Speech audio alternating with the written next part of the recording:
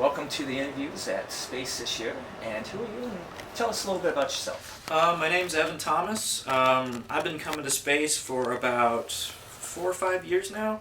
I was a student at Columbus College of Art and Design. I graduated last spring.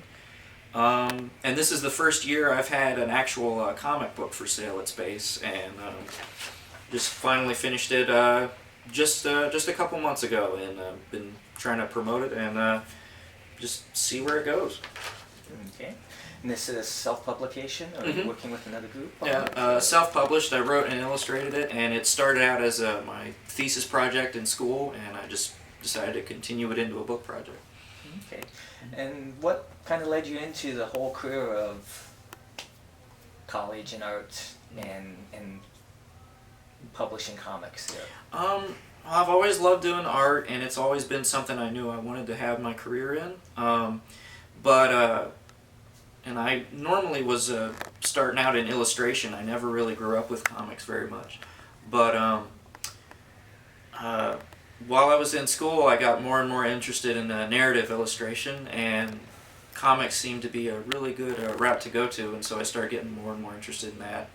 And up in here in Columbus, I started getting more involved in like the comics community and things like that. And so as I kept getting more interested in it, I started getting my own projects together, and eventually just decided that would be a pretty cool direction to go.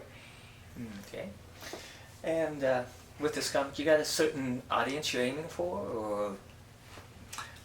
It's started out as a science fiction, fantasy kind of setting, but more anything, it's more geared towards, fans of monster movies and, creature films and things like that. Just, non-traditional kind of fantasy things that aren't quite what people normally see in the fantasy genre with, medieval European kind of things. Just a lot of different cultural influences, stuff like that.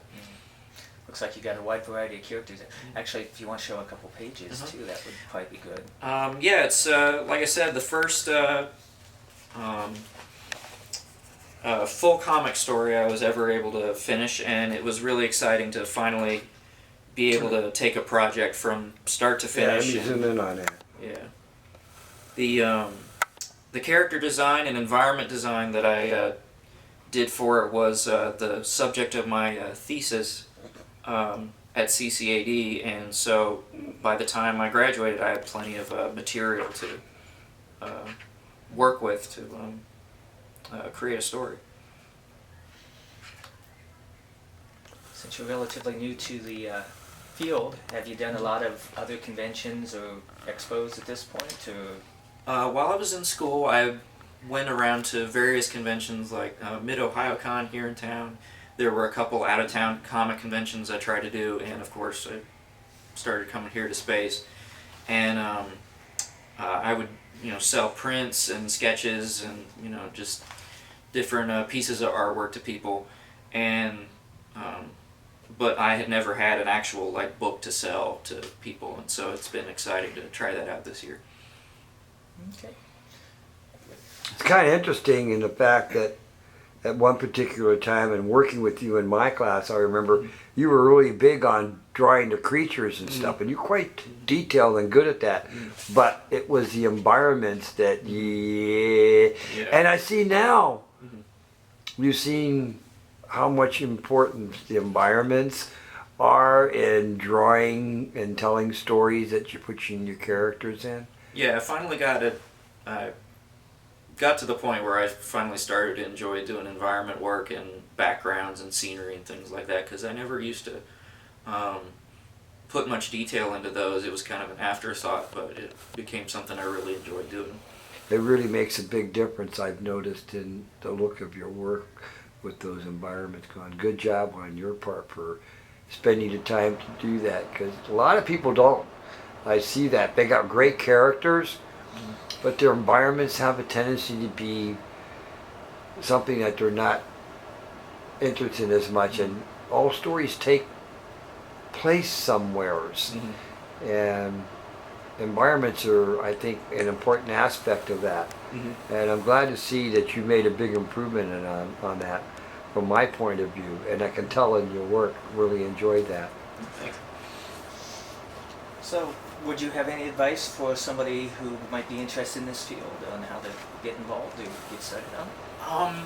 Yeah, and a lot of it comes from the fact that when I was younger, none of the artists I really looked up to or were really inspired by were really comic book people, and I would definitely advise people to look for inspiration outside of the comics genre. Like, get your artistic inspiration from artists who don't do comics, or from people who work outside of the kind of work you want to do, just because no matter who it is, they'll give you something to work off of. And if your work comes from